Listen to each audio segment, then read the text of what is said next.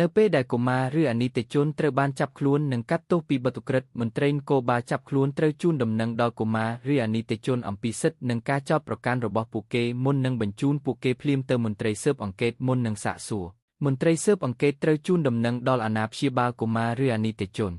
នៅពេលដែលអ្វីគ្រប់យ៉ាងស្ថិតក្នុងសណ្ដាប់ធ្នាប់ការសួរចម្លើយនិងការចោទប្រកាន់ជាផ្លូវការនឹងចាប់ផ្ដើមម្ដងទៀតការសួរចម្លើយនិងការចោទប្រកាន់ជាផ្លូវការលើកុមារនិងយុវជនត្រូវតែធ្វើឡើងជានិច្ចដោយមានការចូលរួមពីក្រុមភស្តុជំនាញរួមទាំងអ្នកចិត្តសាស្ត្រឬបុគ្គលិកសង្គមបុគ្គលដែលបានស្នើសុំដោយកុមារនិងព្រះរាជអាជ្ញាសាធារណៈជាមួយគ្នានេះអ្នកស៊ើបអង្កេតត្រូវជូនដំណឹងទៅប្រធានមន្ទីរឃុំឃាំងអនីតិជននៅតំបន់នោះដើម្បីរៀបចំការស៊ើបអង្កេតនិងវិតម្លៃក៏ដូចជាការរៀបចំបញ្ជូនកុមារទៅកាន់មន្ទីរឃុំឃាំងព្រោះអ្នកស៊ើបអង្កេតមិនមានសមត្ថកិច្ចក្នុងការឃុំខ្លួនកុមារលើសពី24ម៉ោងនោះទេទោះជាការសួរចម្លើយបានបញ្ចប់ឬមិនទាន់ចប់ក៏ដោយកុមារឬអនីតិជននឹងនៅតែស្ថិតក្នុងការឃុំឃាំងរបស់មន្ត្រីស៊ើបអង្កេតរយៈពេល24ម៉ោងប៉ុណ្ណោះបន្ទាប់មកមន្ត្រីស៊ើបអង្កេតត្រូវនាំខ្លួនកុមារឬអនីតិជនទៅកាន់តុលាការអនីតិជនតុលាការអនីតិជននឹងទទួលបានរបាយការណ៍អំពីការចាប់ខ្លួនកុមារឬអនីតិជនហើយនឹងពិនិត្យមើលដីការចាប់ខ្លួនដែលចេញដោយមន្ត្រីស៊ើបអង្កេតទោះជាយ៉ាងណាតុលាការមិនមានសិទ្ធិឃុំខ្លួនកុមារឬអនីតិជននៅតុលាការឡើយកុមារឬអនីតិជនដែលត្រូវបានចាប់ខ្លួននឹងត្រូវ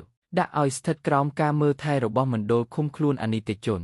ខណៈពេលដែលស្ថិតនៅក្រោមការមើលថែរបស់មណ្ឌលឃុំឃាំងអនីតិជនមជ្ឈមណ្ឌលនឹងស៊ើបអង្កេតការពិតទាក់ទងនឹងអាយុប្រវត្តិការប្រព្រឹត្តភាពឆ្លាតវៃការអប់រំការបណ្ដុះបណ្ដាលសុខភាពស្ថានភាពផ្លូវចិត្តទម្លាប់មុខរបរនិងស្ថានភាពហិរញ្ញវត្ថុក៏ដូចជាព័ត៌មានអំពីអាណាព្យាបាលដែលកុមាររស់នៅជាមួយនឹងគ្រប់ទិដ្ឋភាពទាំងអស់នៃបរិស្ថានរបស់កុមារព័ត៌មានស្វែងរកការពិតដែលប្រមូលបានដោយមជ្ឈមណ្ឌលឃុំខ្លួនអនីតិជននឹងត្រូវចងក្រងជារបាយការណ៍ហើយដាក់ជូននគរបាលព្រះរាជអាជ្ញានិងតុលាការក្នុងរយៈពេល30ថ្ងៃបន្ទាប់ពីទទួលបានសំណុំរឿងពីអ្នកស៊ើបអង្កេតនិងរបាយការណ៍ពីមជ្ឈមណ្ឌលឃុំខ្លួនអនីតិជនបន្ទាប់មកព្រះរាជអាជ្ញានឹងប្រើឆន្ទានុសិទ្ធិរបស់ពួកគេដើម្បីសម្រេចថាតើត្រូវដាក់សំណុំរឿងព្រំទណ្ឌដើម្បីពិចារណាដោយតុលាការអនីតិជន